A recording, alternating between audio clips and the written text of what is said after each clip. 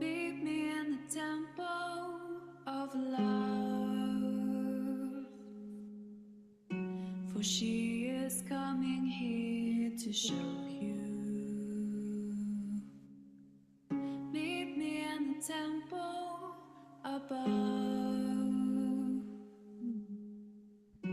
for she is coming here to guide you. There's nothing else to remember. There's nothing else you need to forget. There's just a coming home, sweet darling. Your heart will guide the rest. In the temple of Magdalene, you will see kindness and knowing. In the temple, you will feel love come home. Just recognize you are home.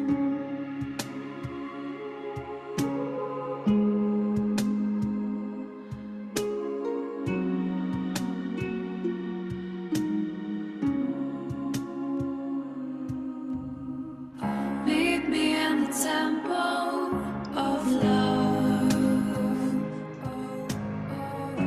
for she is coming here to guide you. She looks in the darkness for love, and there is nowhere clothes won't find you. There's nothing else to remember. There's nothing else you need to forget. There's just a coming home, sweet darling. Your heart will guide the rest. In the temple of Magdalene, she will guide you beyond what you see. In the temple, you feel it's so welcome, and you can let her in. There's no need to hide. It's time to be seen in the temple of Magdalene. Open your spirit to her, your heart will lead. Let me show you the mirror and come home to see. In the temple of Magdalene, you will see kindness and knowing. In the temple, you will feel love come home. Just recognize and dance the rose.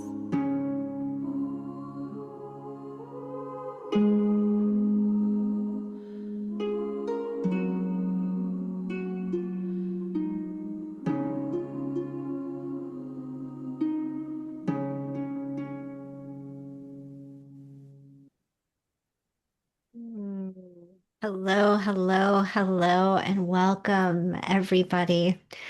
If you come to my event or you have worked with me before, you know that I like to choose a song that kind of helps to drop us into the frequency that I'm hoping to create. And it has felt like a kind of harrowing week for women across the globe. And so I wanted to drop us into something that felt, I always feel very much like expanded in my heart center when I listen to that song. It's just slow.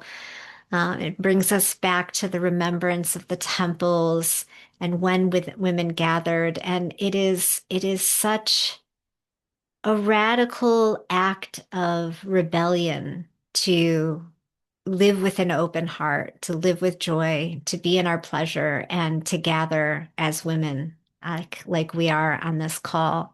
When we gather like this, we are anchoring in a more magnified way the frequency of love on the planet. I saw that Emily asked you guys to say where you guys were here, like where you were beaming in from. And there's so many people from around the world. And it was really exciting to see. We purposely held it at this time because Australia, some parts at least of Australia, this is a convenient time for them as well. So we wanted to make it accessible to everybody. What I would love to do now, I know that Emily already asked you to drop in where you're coming from. Hello from Northern California. What I'd love, just because this is sort of the frequency of Venus in general, um, like our emotions, our feeling state, the what frequency we're vibrating with. And so if you could tune into that with just one word, you know, one word about how you're feeling, excited, open, expanded, soft, whatever it is, trepidation, nervousness, throw that in the chat for us, just so we can sort of take the temperature of the room and so that you can connect with yourself. Relaxed, beautiful. Curious, love, exuberance and cautious, tired, open to whatever comes up, excited. Physically, oh, Margaret, I'm sorry. I'm glad you're here. Tender from Debbie. Surrendered, also sick. Yeah, delicate. I love that, delicate. What a beautiful frequency word. Tender and delicate. Beautiful. Well, thank you guys for going through that exercise with me. You're all so welcome. I'm so glad that you're here. If you are able to be on camera, it would be lovely to see all of your faces, even just for a little bit up front. I'm going to like throw some slides up later so we can all sort of get cozy and turn our cameras off while I'm talking over slides. But just this little beginning part, so nice to kind of feel you all. Rolanda, hey. Beautiful. Blue lightning. Thank you. Thank you. Thank you for those of you who were able to turn your cameras on. It's so good to feel you here. So the reason that we're gathering tonight is obviously around the Venus cycle, but also because Emily, who is the one, if you want to wave Emily, and I are hosting a new 9-month mystery school program around the Venus cycle called Motherline, and most especially around the themes of you'll learn in this kind of master class that Venus has an overtone and an undertone, and Venus is moving into her undertone state of Capricorn now. And Capricorn is just such a beautiful energetic, especially for the feminine. It's really about crone wisdom, elder wisdom, that circle of grandmothers, our ancestors.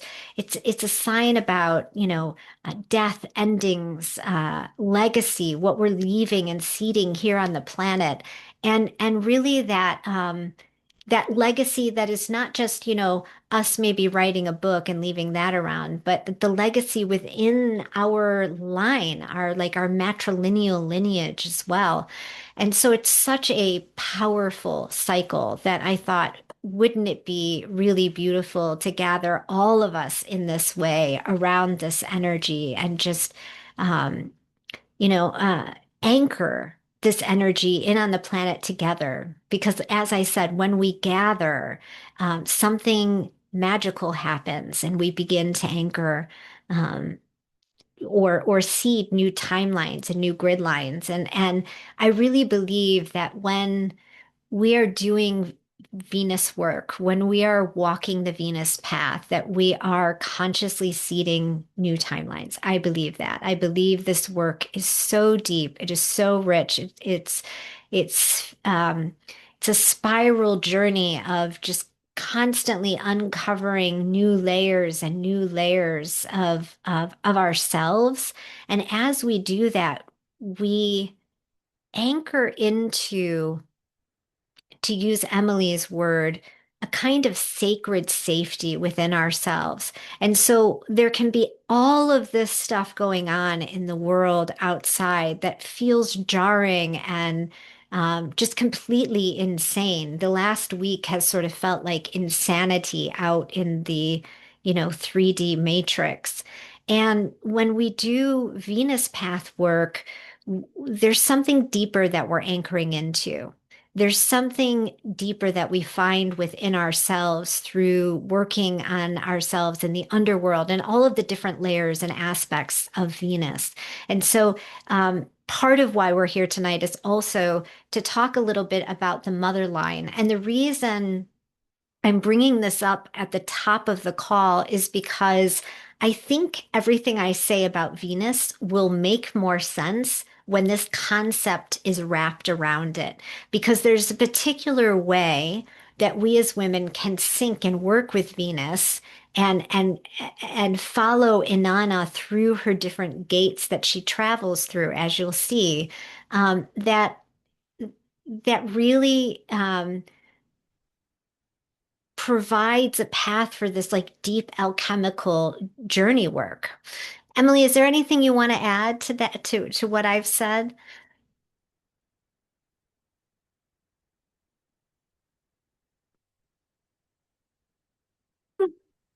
Hey everyone, welcome, welcome. It's so lovely to see so many old faces and new faces.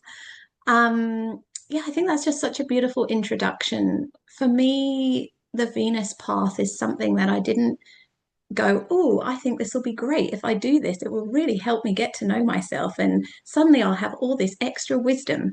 It was a calling. Like I just felt so drawn to follow this path, really with no understanding of what I was going to start creating in my life. And I think even it's so hard to even give decent verbiage to the essence of what that connection can be within yourself. And I actually, probably this is, I shouldn't say this, but I'm going to say it anyway because that's what I do. But there is really no mystery, right, to a mystery school, because the mystery is that it's in you, that there is nothing, Venus just provides a mirror for us to know ourselves better, right? When we think about, I love that terminology, like, oh, a mystery school, it sounds so amazing and beautiful and feminine and yummy. But the truth is, it's not that, right? It's raw and vulnerable and open and expressed and deep. And the feminine gets to be all of these things. You get to be raging, you get to be fully excited by life, you get to be soft and maybe what we might think of as the feminine in today's world. But really what the Venus path does and what it's done for me is to peel back layer by layer, because we work through the Venus cycle chakra by chakra. That's the gates that we walk through in Anna's journey. Every one of those is connected to a scaffold. When we start at the root, we look at safety. It's a scaffold. We all have that. We look at Saturn, that's the cosmology that overlays into it. And so for that whole month, you're dissecting for yourself where that falls in your chart, where your experience of safety is intermingled with the 3D. And you begin to deconstruct that. And then you move on to the next chakra and you start working with another aspect, another layering of self. And when you start to do this as a journey that continually repeats itself in a cycle, there's nothing that can happen, but you get to know who you are. So Mhm. that for me is what the Venus path is. It's not like this, really esoteric, mystical play. It's just a reflection of life. It gives us a structure as a woman to journey in a spiral that creates this beautiful rose pattern. And you can throw out all the words you want, the rose lineage, the Venus path, the red thread, and we use those words because they have some meaning. But the truth of all of it is it's just about you. It's just about the essence of self. Who are you? What is within you? And that's really what I feel like the Venus kind of path offers. Um, yeah. Yeah. Beautiful. And it's really fun and interesting and exciting to journey with the external factors of the path as well, like the astrology and bringing in our charts and our soul plan readings that we have in store um, for the participants who will join. Um, but essentially what you said in terms of like the feminine gets to be soft and she gets to be ragey. And what we see through the Venus cycle when she is acting as a mirror is that the Venus cycle itself embodies all of those pieces. So like when she is the evening star, she's a little bit more she's a little softer, right? And when she's born as the morning star, she is this is Inanna coming out as the goddess of war, not the goddess of love. She kind of embodies these two polar opposites as the goddess of war and the goddess um, of love. And then so through knowing like, oh, okay, so she is she of 10,000 faces. That's what she is. She's got all of these different fractals. And like, where are those fractals alive in me and how are they being expressed? And what is the scaffolding that is in and around, let's say, my rage that doesn't allow me to express that rage? And how is Venus expressing it and how can I express it? So that's kind of how the journey kind of works off of each other, right? There's this way that we see Inanna in all her different emanations and we see ourselves inside of those emanations as well. But really beautiful what you brought in. Thank you, Emily.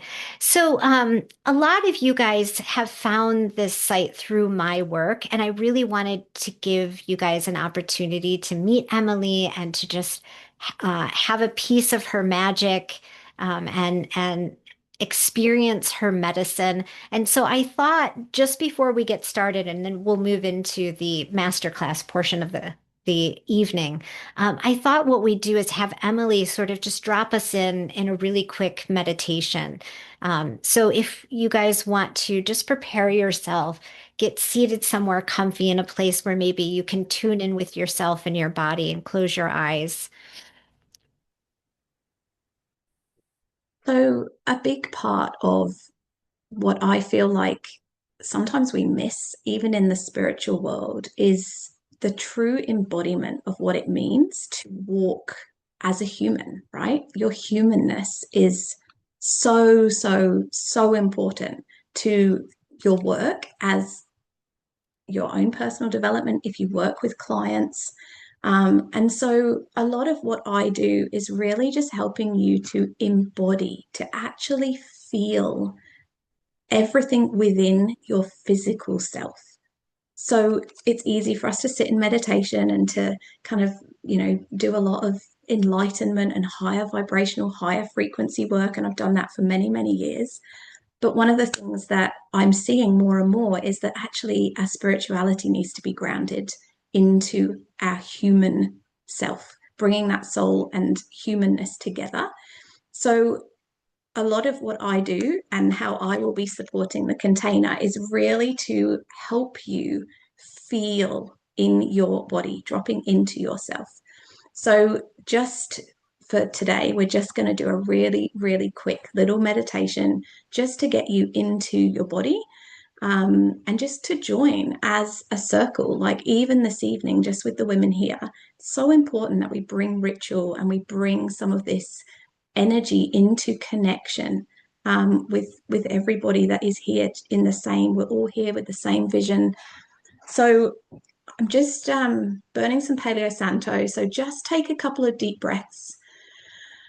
It smells beautiful. I know you can't smell it, but it's such a beautiful way just to really cleanse your energy. So just taking some deep breaths, getting yourself centered in your chair, or if you're laying down, just in the bed, and just visualizing this smoke just moving over your body.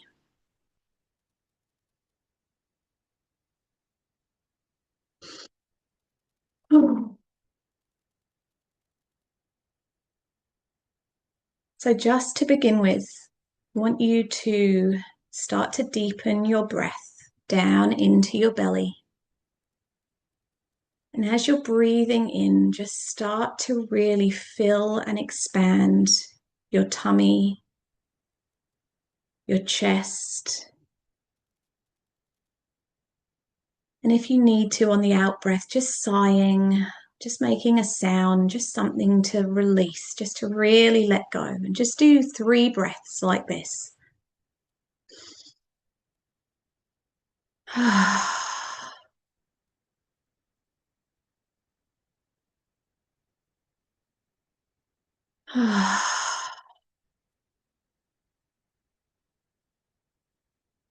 And I just really want you to bring your awareness to your physical body, noticing how you're sitting or laying,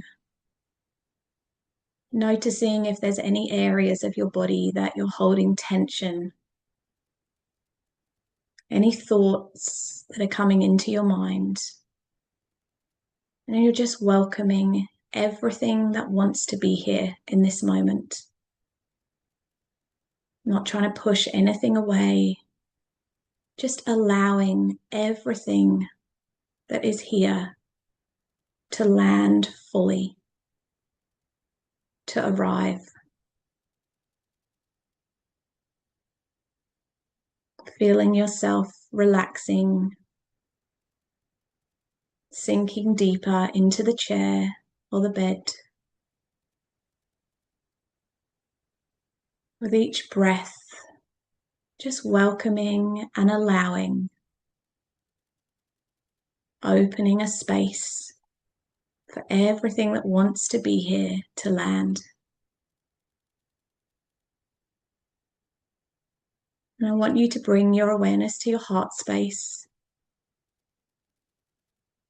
And as you breathe in, just noticing this beautiful white light energy building in your heart space. Feeling this sense of love and compassion for yourself.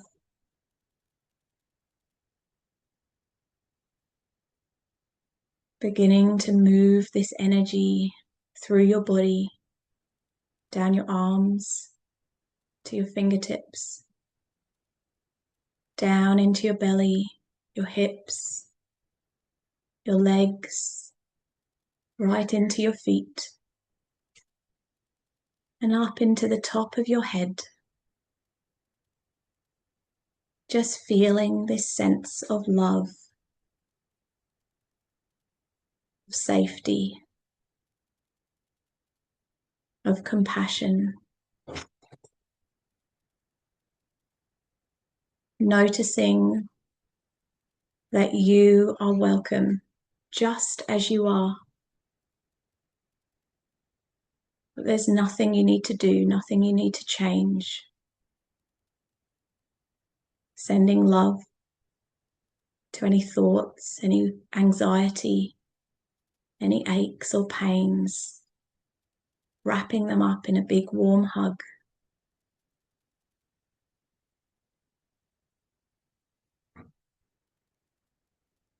Now just sending this love and this compassion out from your body, just connecting with every woman in this circle today. Feeling this beautiful sense of groundedness, standing side by side, exactly where you're at, completely welcome, loved, held. Just feeling yourself receive that love from everyone here today. Letting yourself open. Letting yourself feel that you belong.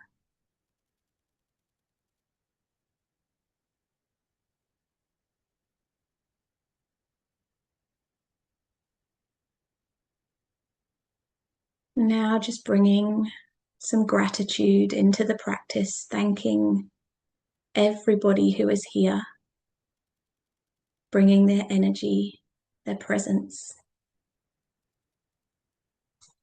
Thanking yourself for showing up. Thanking yourself for being here exactly as you are.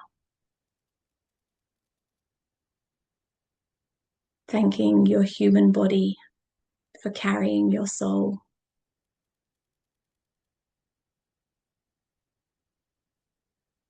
Just allowing you to share in this time today that is just for you.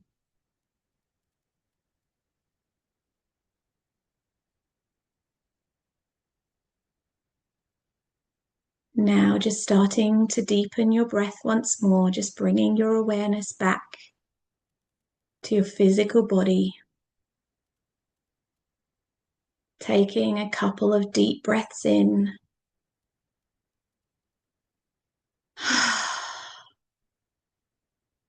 Wiggling your fingers and your toes as you bring your awareness back to the room. And when you feel ready, just opening your eyes.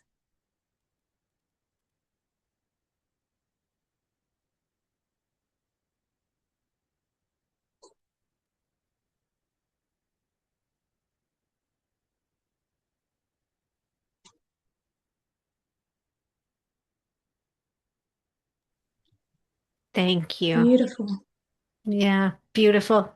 That was gorgeous. Thank you for leading us through that practice. And I feel so much more grounded. I always arrive at these calls when we're doing something that's like open to the public, and I don't know who all is going to be on the call, and am I going to be meeting new people? I always arrive with like a sense of anticipation like my nervous system is a little flared up, and so I feel so much more grounded now. Thank you, Emily. Okay. So, um, I am somebody who really likes to teach through transmission, meaning like I just riff and I just talk. Off the cuff, but it is not possible to teach the Venus cycle through just transmission talking. It's necessary to bring in some slides and to kind of show you guys what I'm talking about. And it also it helps me make sure that I've covered everything.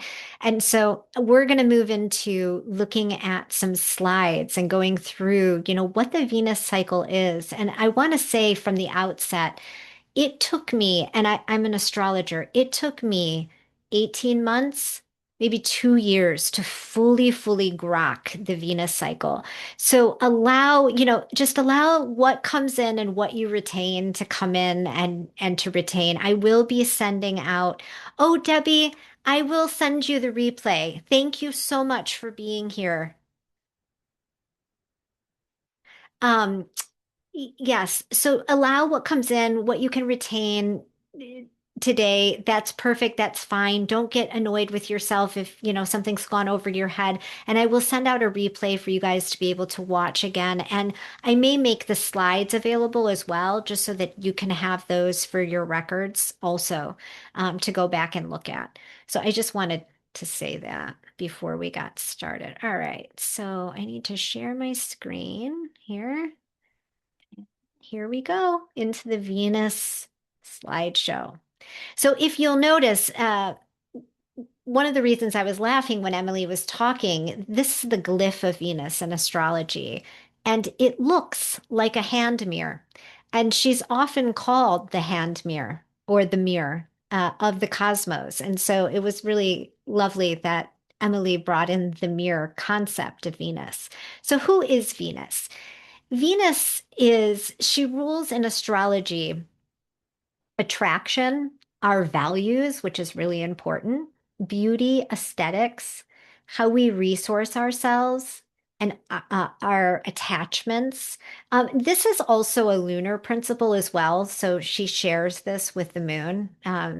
The like sense of nourishing ourselves and attachments can also be a lunar principle. The principle of meeting, this is Venus, how we meet to and relate to life itself.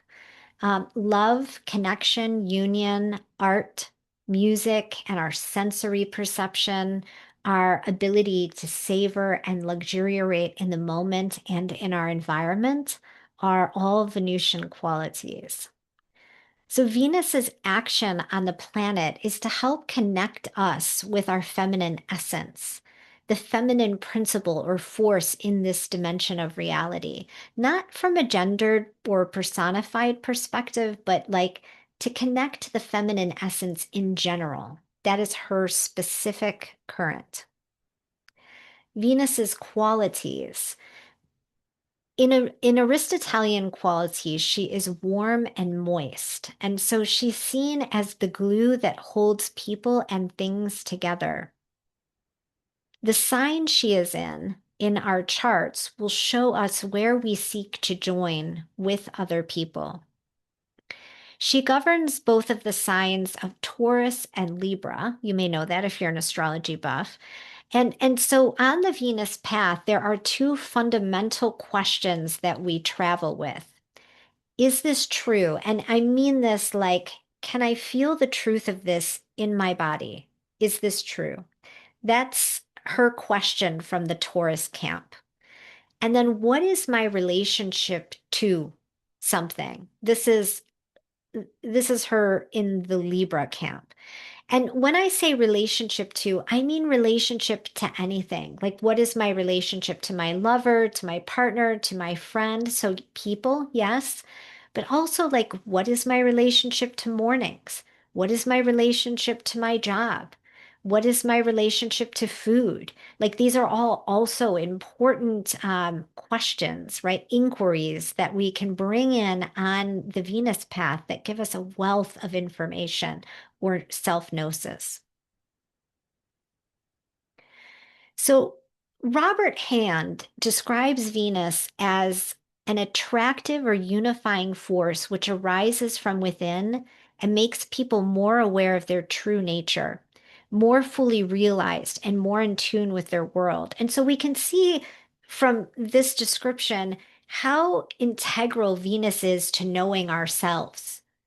She is a force that arises from within and makes us more aware of our true nature and more fully realized and more in tune with our world, right? So she's associated with the principles of harmony, beauty, balance, feelings and affections, the urge to sympathize and to unite with others. And Venus is involved with the desire for pleasure, sensuality, personal possessions, comfort, and ease, also romantic relations, marriage, business partnerships, sex, the arts, fashion, and social life. Oops. So there are two phases of the Venus cycle, as we'll see. I've got some diagrams for this. The morning star phase, which is ruled by Taurus, and in this phase, Venus is fiery and imminent. So the ancients used to use the timing of Venus rising as a morning star as a opportunity to declare war or to attack in battle. This especially we saw with Mayan culture. The Mayan culture and Mayan calendar is completely based around Venus. And every time she rose, not every time, I guess that's a little too, a little too, but often when Venus rose as morning star, they knew that that was a good time for them to attack a warring clan or something like that. And so this energy of the morning star is intense.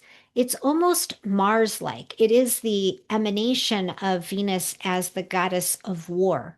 So the evening star phase, which comes after the morning star phase, each phase lasts about 9 months. The evening star phase is Inanna in the emanation of goddess of love.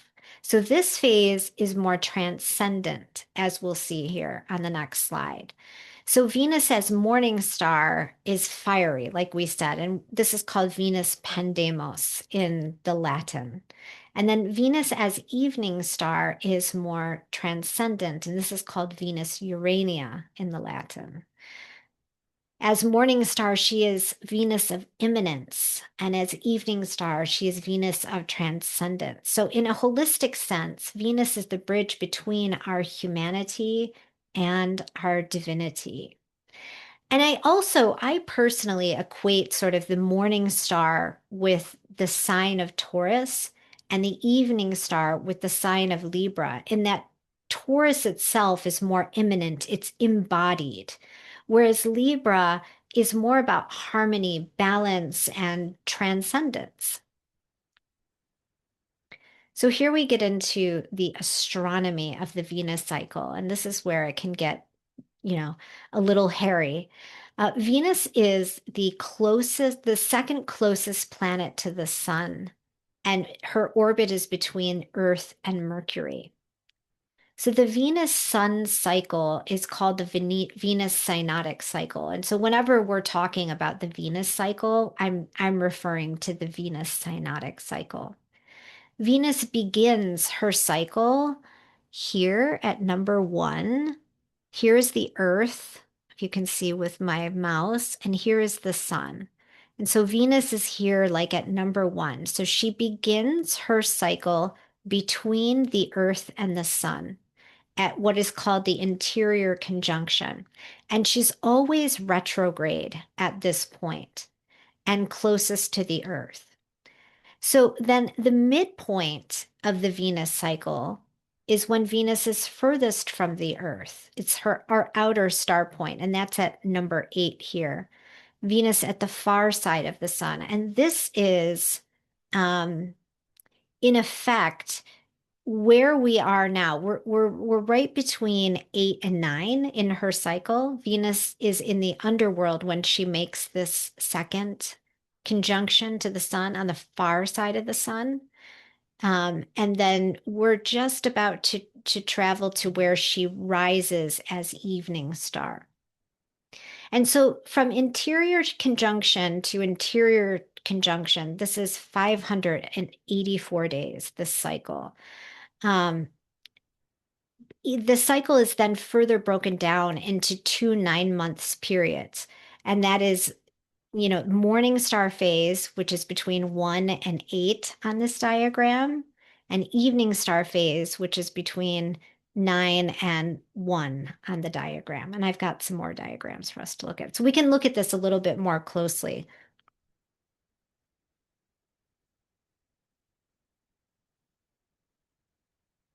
Sorry, talking is making me thirsty. So this is that same diagram from the page before. So again, this is the Earth, this is the sun, and Venus is here in the middle. And she begins her cycle when she is retrograde, in her retrograde phase, closest to the Earth. She spends 9 months on her morning star journey until she makes it to her superior conjunction, which is her conjunction on the far side of the sun. And then she rises as evening star and makes another 9-month journey before making it back to start a new cycle again in retrograde. And that full cycle is 584 days. So as an inner planet, Venus never moves more than 47 degrees from the sun. So in a natal chart, we will never find Venus more than 2 signs away from where your sun is. It'll either be in the sign that your sun's in or 1 sign away. And so Venus can be found either rising ahead of the sun in the east. And so when she's rising ahead of the sun in the east. That's when she's thought of as the morning star. And when she's setting behind the sun in the evening in the west, that's when she's thought of as the evening star. And where we are in the cycle is where Venus is about to rise very low on the horizon, as evening star. So it will be able to see her in the evening after the sun sets for the next 9 months. She'll stay 9 months in the evening time. So this is a very complicated Venus map. But what I love about this map is it kind of shows you the Venus rose. I don't know if you can see the rose in here, all of you, that she draws in the sky with her cycle. And this map can be, it's found on AstroSeek, but it kind of shows us the differing conjunctions. We can see that um, 2026, this is the in Capricorn. So at 16 degrees Capricorn on January 6th is when she made her um, superior conjunction to the sun. And then in October, she'll make another, I think it's October, November, I think it's October. She'll make another interior conjunction starting the Scorpio cycle. The, let me see where we're at. Let's see. The evening star, this is an important point. The evening, when she begins her cycle in retrograde as morning star, the morning star conjunction always sets what we call the overtone of the Venus cycle. And so this cycle's overtone began in Aries in March of 2025. Yes. And then when she makes her exterior or superior conjunction, she we add on another tone. I know it can get complicated, right? So we add on a second tone, and that tone right now for the superior conjunction or the evening star phase is Capricorn. And so it's Capricornian energies that are intoning this evening star phase. It was Aries energies that was intoning the morning star phase. Although I like to always look at what is the overtone? Like that's important information still, because it's still toning the Venus cycle overall. So I'd love to see you guys nod if I'm making sense at all, or if there's, if, yeah. Okay, good. So this map, it's outdated now, but essentially what it shows us is the same cycle, but it adds in the chakra gates. So if we remember, Venus began at that, first degree. If we were to overlay that last diagram onto this one, she begins as the morning star and she is descending through the sky. When she is born as morning star. She's as high and in the sky and as bright as she ever is. And then she spends the next 9 months descending down to the horizon. And so we work with her through the chakra gates, crown through the base chakra or the root chakra. So the first conjunction she makes with the moon creates the crown chakra gateway. The second conjunction she makes with the moon creates the third eye.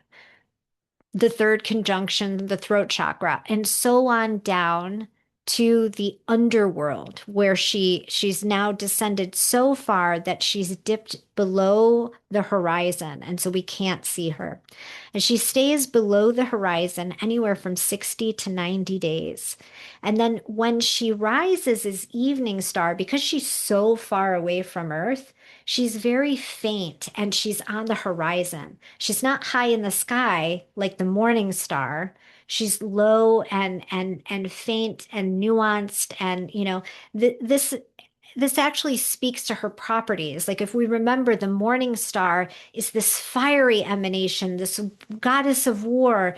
That's Venus rising as the morning star. She switches from evening to morning star very quickly, and all of the sudden she's high in the sky and bright as can be.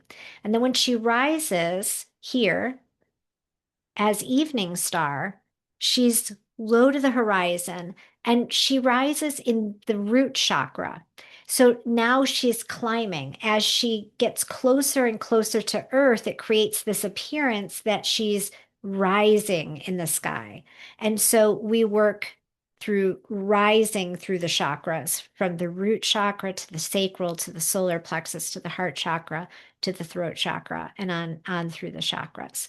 So that's kind of how her cycle maps onto this sort of journey, this Inanna's journey. And Inanna's journey is a Venus star story. Like that myth was created by the ancient priests who manned the ziggurats in Mesopotamia. They created that myth by looking at the movements of Venus and the moon. Oh, in the slides, there is a little video. I'll give you guys access to the slides.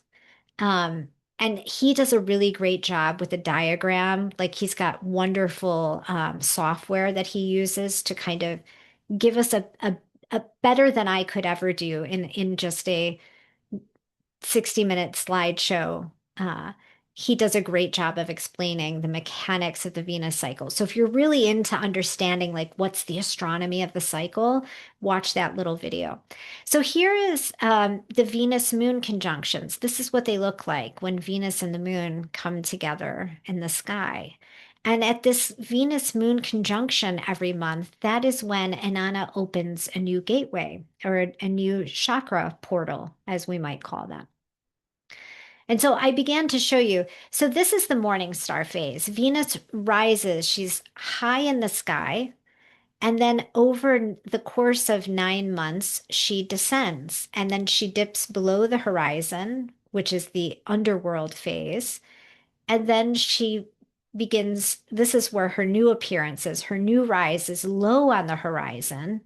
And then she ascends up through the gate. So this, her evening star rise happens February 18th, along with a Venus moon conjunction. So the first gateway is February 18th. And that first gateway is thought of as the Earth Star chakra because there's 9 gates in total. So we have the Earth Star chakra and then each of the 7 chakras. And then at the top, we have the Soul Star chakra. And that's how we work with the Venus cycle. I also thought it would be really nice to just give you guys the dates of when those Venus moon conjunctions were happening so that you have them. There's also a link here that should be live when I give you guys the slides. So you'll be able to access this table yourself. And so you can see the chakra gateways are the 18th, March 20th, April 19th, and so on. So you'll have that resource for yourselves. And so I want to talk a little bit about shamanic astrology's approach to the Venus cycle. And I have been throughout our conversation here. I was trained by shamanic astrology in this kind of like teaching Venus in this particular way. This cycle has been observed for millennia. Of all of the synodic cycles, and because of Venus's visibility to the Earth, the Mayans discovered it was one of the most predictable cycles and used it to calibrate their calendars.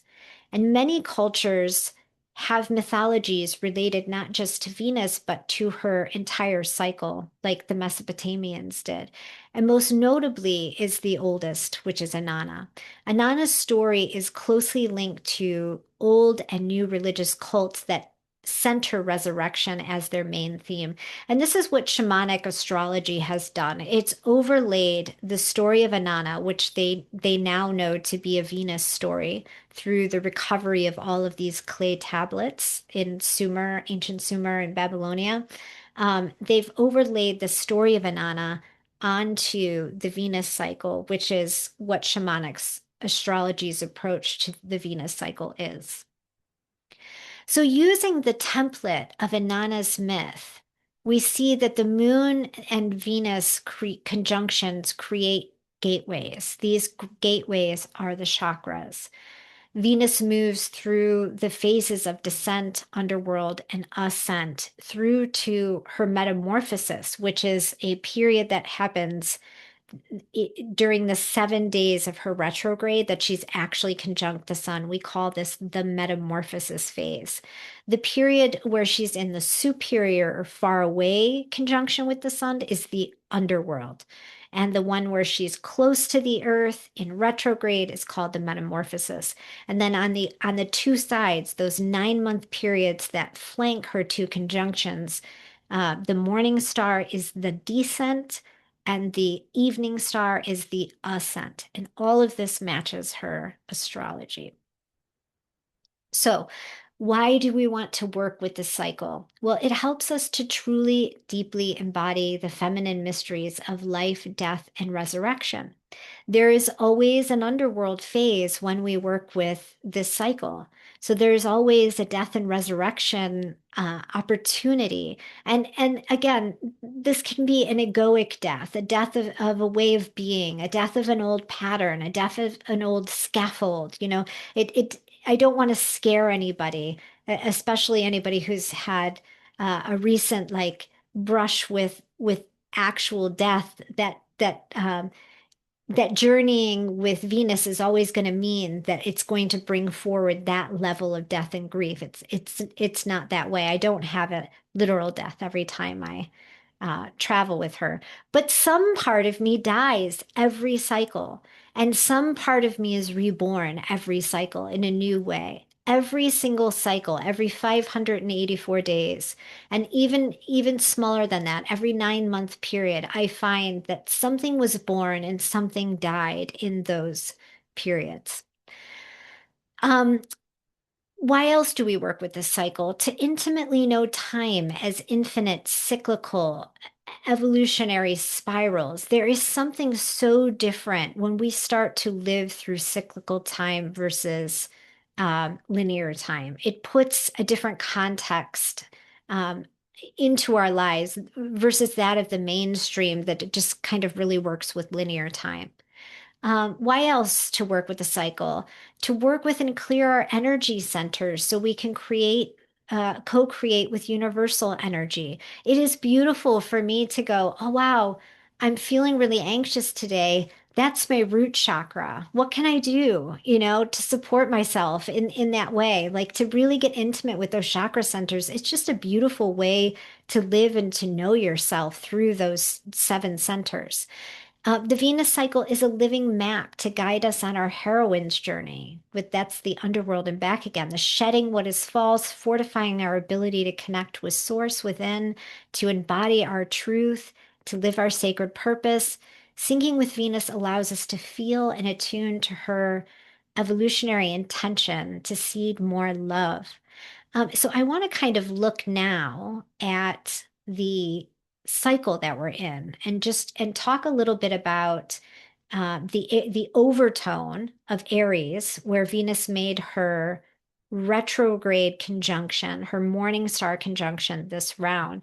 So we can have a sense of like, what are the energetics we're in? So if you want to just allow yourself to think back to like spring equinox of last year and what was alive for you then and how things have changed. Like for instance, for me, uh, Venus is in a Mars ruled cycle this time around, and I have felt the masculine so much more present in my life and in the outpicturing of the world than I did prior to that. It's almost as if the masculine is, and this is my wording because it's my experience, but is invading the feminine. Like I've had the masculine invade my cozy feminine spaces and in ways that I wasn't expecting.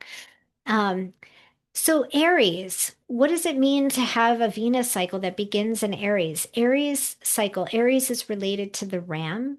It is a sign that is cardinal fire. Um, cardinal means initiation, so it's an initiating sign. It begins something, right? Um, Aries is like the cardinal sign. There's four cardinal signs. There's Capricorn, Aries, uh, Cancer, and Libra. But Aries is like the quintessential cardinal sign. It literally begins the astrological year at the spring equinox with life bursting forth after winter's death. This is like beginning energy. And last year was a year of a lot of beginnings in terms of like we had all those outer planets move signs. And I don't know if all of you experienced a lot of beginnings last year or a lot of endings. New beginnings precipitate endings. Um, it's a fire sign. And so this energy is about spirit, inspiration, the animating life force. They're not concerned with material reality, like emotions or ideas. They're pure will expressing themselves. So there's this sense of power over, or that energy of I am. That's why I brought in this beautiful little picture here. I feel like she is the little I am bursting forth in the center there. And so it's fire at its most primal. It's not the sustained burn of Leo's creative fire or the philosophical fire of Sagittarius. This Aries energy is the initial spark. It's like the lightning strike or the flashpoint. It's the raw force of asserting I am. It's ruled by Mars, the warrior planet, the god of war. It's like pure yang energy, the principle of assertion and aggression. Mars doesn't negotiate, it doesn't compromise, it doesn't wait for permission. And so, I mean, I've been feeling a lot of that energy in the collective. And this is partially why, because we have Venus in an Aries ruled overtone sign.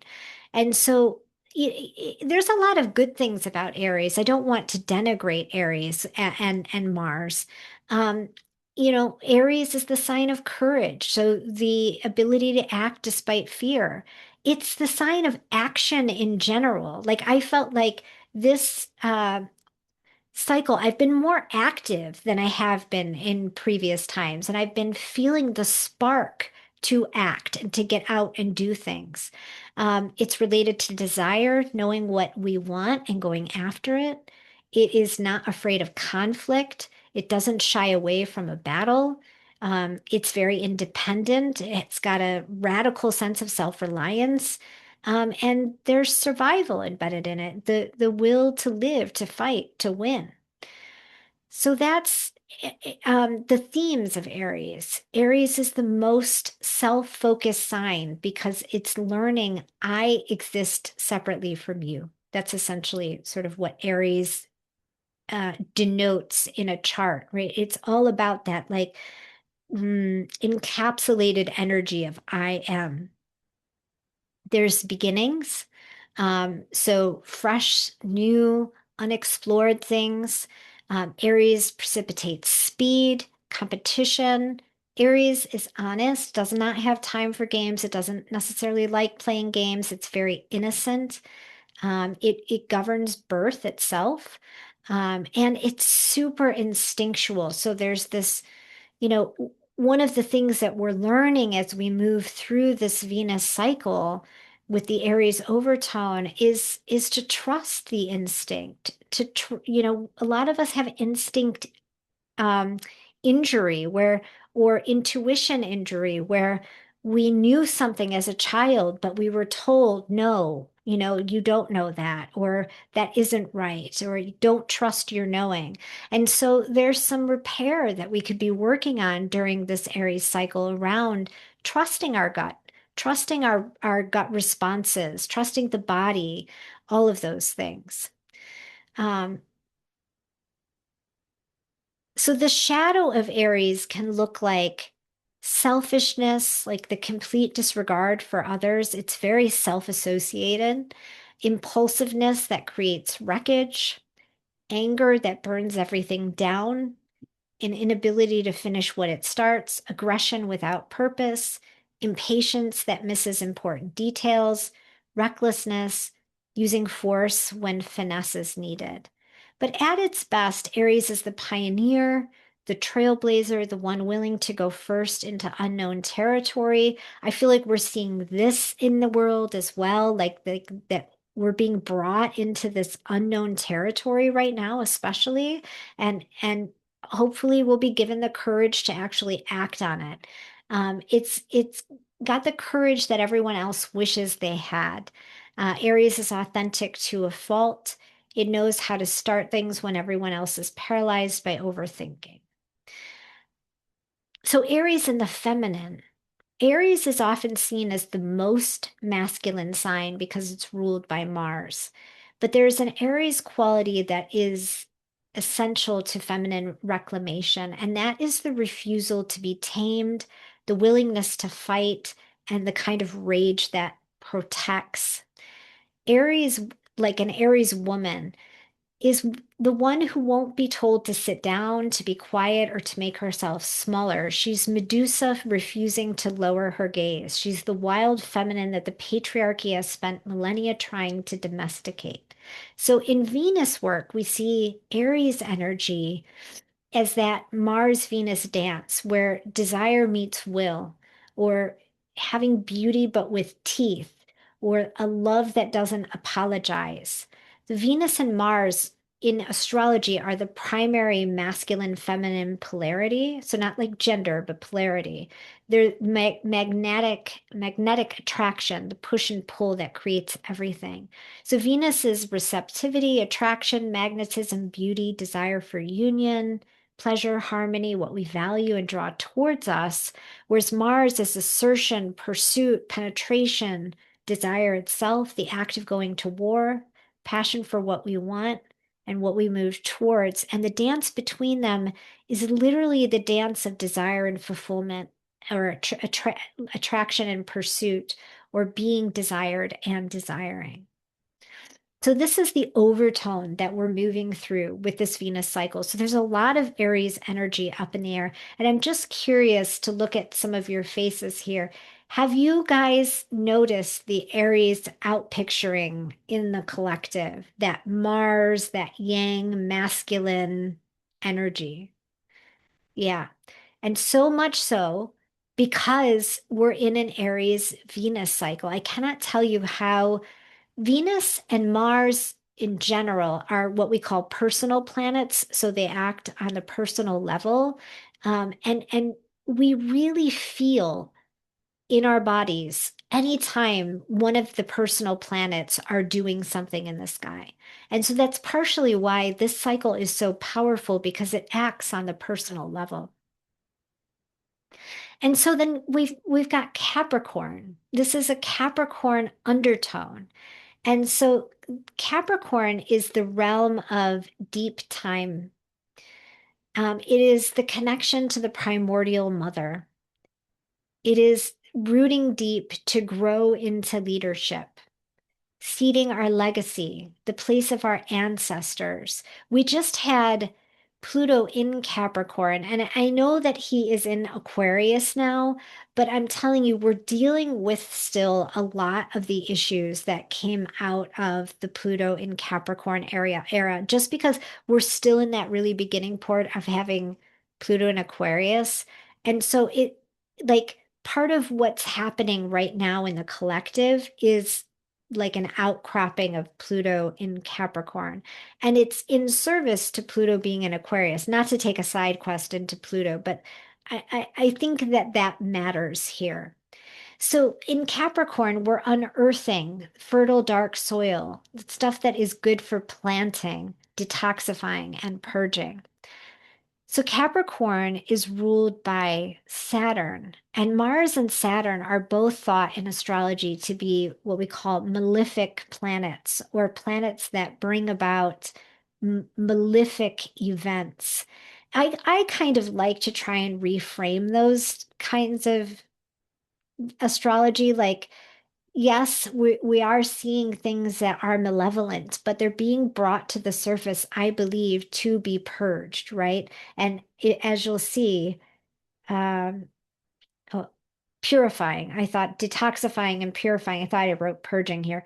Purging is one of the things that Capricorn is good for. So it's ruled by Saturn. Capricorn is historically seen as the doorway in which souls exit this life after death. So there's an association with death in Capricorn. Cancer is the doorway of birth where souls come in, and those two sit across each other on an axis. In traditional astrology use the wandering stars, Sun through Saturn. So in traditional astrology, um, they don't use the outer planets. They just use Sun through Saturn. And so for the ancients, Saturn was Pluto. Like Saturn was the last visible planet. So he was the threshold between the known world and the other world. And so um, he takes on a lot of things that we associate with Pluto are also quite Saturnian as well. And they're worth bringing up here because they don't get talked about a lot now that those qualities have been transferred onto Pluto, but they actually all still exist. So Capricorn is the realm of government and hierarchical structures, root systems that create solid foundations to build upon, and interstitial spaces that reinforce strength and healthy growth. Some details about Capricorn. It's also a cardinal sign. So again, this cycle is very initiatory. We've got Aries, which is the quintessential initiatory planet, and then Capricorn. But this is an earth sign, and all earth signs are feminine. Um, we also have Taurus, Virgo, and then Capricorn are the earth signs, and they work with the physical realm. They're embodied, practical, concerned with what actually works in tangible reality. But Capricorn is where things get ambitious. Taurus wants to enjoy the earth, Virgo wants to perfect it, and Capricorn wants to master it, to build empires, structures, and legacies, to take raw matter and turn it into something that endures across a single lifetime. What makes Capricorn fascinating? It's ruled by Saturn, and this picture is by Hofra Boschart is his name. He's an excellent like alchemical painter, and this is his painting for Capricorn. We can see the goat on top of the mountain, and the old man is associated with Capricorn as well. Um, so Saturn, the planet of limitation, time, structure, authority, and karma, he is the taskmaster, the teacher through hardship, the lord of consequences. So we've got this cardinal earth energy that wants to build and achieve, but it's governed by a planet that says, not yet, you have to earn it, prove yourself worthy. There are no shortcuts. So this creates a sign that understands delayed gratification better than any other. Capricorn knows that real power, real mastery, real authority comes through time, trial, and consistent effort. The mountain goat doesn't sprint, it climbs steadily, finding footholds and never stopping. And I love that about Capricorn. There's this juxtaposition of between heights. Like he is, as we'll read in this slide, like he is the roots of the underground, the roots of the tree, the mycelial layer, all the way up to the mountaintop. And what he's concerned with is kind of how do I get from here to there in a way that's healthy and sustainable, so that doesn't skip any one of those steps, so that the roots and the mycelial layer is healthy and everything in between, every strata in between is healthy. So here I write that Capricorn relates to the mycelial world. Mycelium is under every single footstep we take. I love mycelium. I'm obsessed with it. Breaking down rot, helping it to decompose and compost. Mycelium is there at the beginning of life and at the end. And so we just lived through Pluto and Capricorn. And one of the symbols that I think is really beautiful for even Pluto being in Capricorn or even Saturn in Capricorn is vultures. They're an archetypal symbol of Saturn's rulership, breaking down our hierarchical systems, shaking our sense of how we root into reality, transforming the rot into fertilizer. And so what we understand about vultures is that they eat death to purify life. There's something in their bacteria or their saliva that like kills the bad bacteria that is in their food. And so um, this is such a beautiful kind of motif for uh, Capricorn and the Capricorn journey. And so that the essence of this is the undertone of the Venus cycle, this Capricorn um,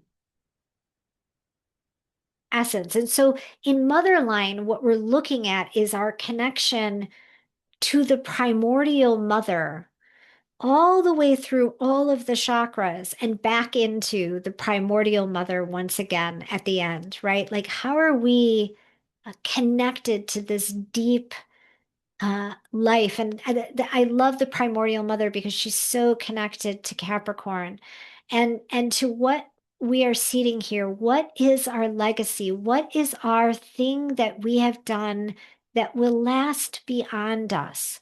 Those are the questions of the Capricorn Venus cycle. This is something I wanted to say, like in essence, it's something that we practice on the Venus path.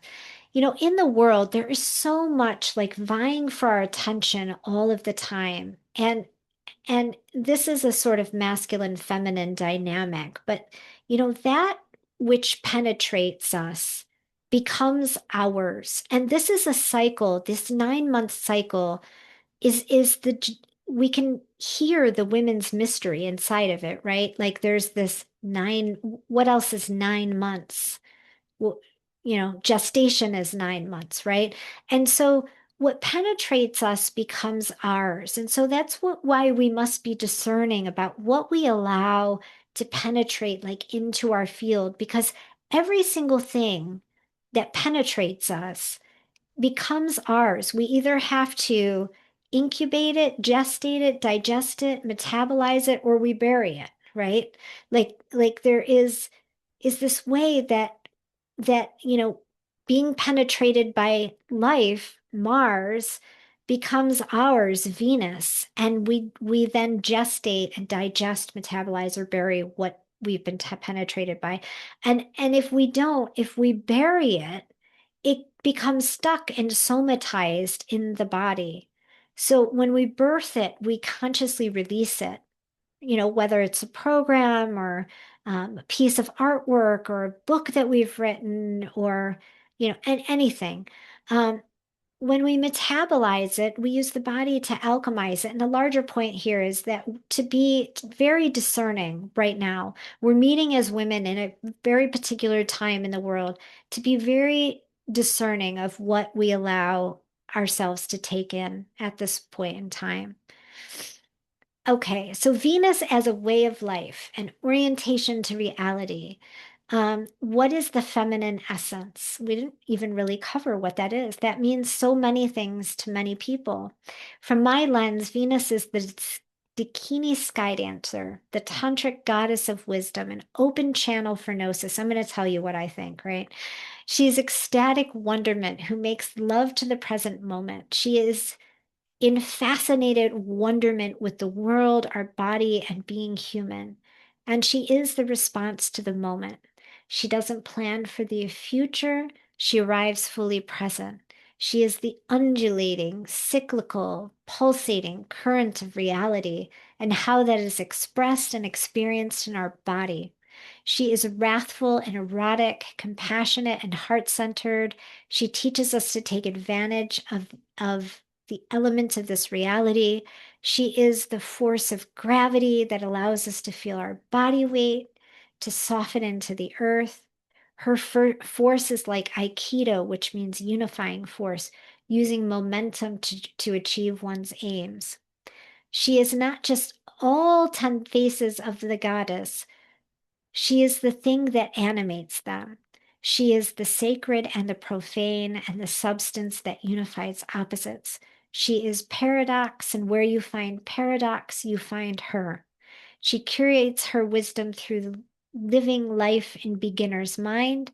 She doesn't need to know, she needs to experience. She is embodiment, divine immanence, the divine in matter. She sees everything as holy. And as an example, immanence itself means indwelling spirit. So how does the mother know how to pull her soul through her womb? She doesn't know, she just does. She is the riddler, the trickster, full of crazy gnosis. She is the irrational, the disorientation that leads to enlightenment. She is empty presence. So anytime we're in a state of savoring, we are embodying Venus. And anything tantric, any type of communing is also a kind of Venus Venusian story. But I've talked a really long time, and I don't want to go through the rest of those slides because they kind of go on like that just until the end. What I would love to know, and thank you all so much for staying through that. I know that that was a lot of heady information to take in with all of those graphs and glyphs and slides, but I'm happy to pull them back up if anybody had a question about the Venus cycle or about anything that I shared.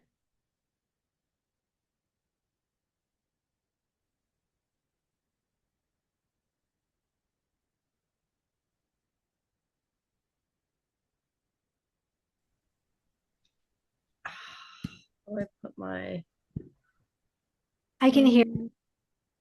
oh hi. Oh, I think my video is off because I'm feeling sick.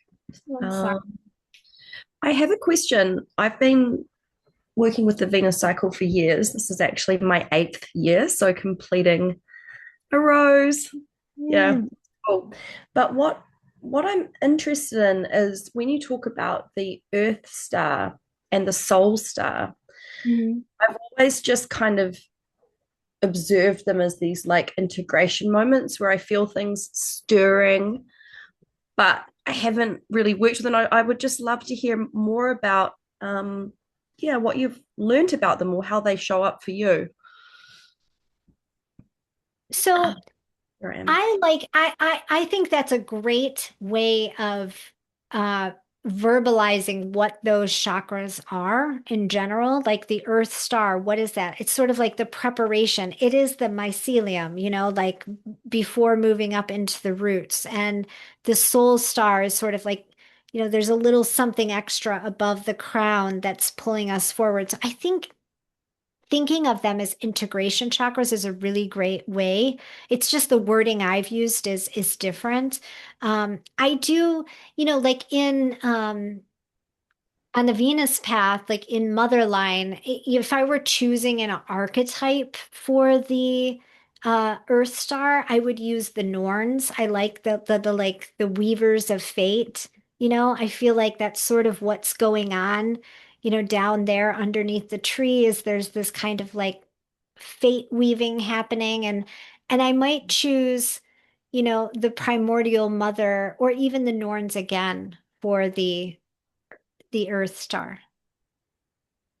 Yeah, I love that. It gives so much clarity because something I've always struggled with and wanted to always observe and come to my own conclusions based on what I experience. Like, for example, when Venus is a morning star and she reaches that high, high, high point, some people will calculate her descent as beginning before she's actually started dropping. And so for me, I could never get with that because it's like if Inanna, is turning her ear before she begins, well, she hasn't turned her ear because she hasn't dropped. So have the fact that you factored in these two other, um, yeah, the bottom and the top, it just clarifies it for me, and yeah, makes a lot of sense. So thank you. Thank you. Mm.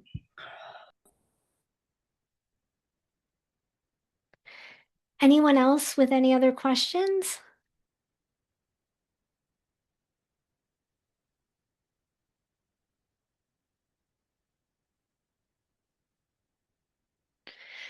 Well, thank you all who stayed till the end. I know people started to drop off. There was one announcement that I wanted to make about Motherline that I sort of forgot at the top. And so if you'll just allow me to just make this announcement before we all close for the night.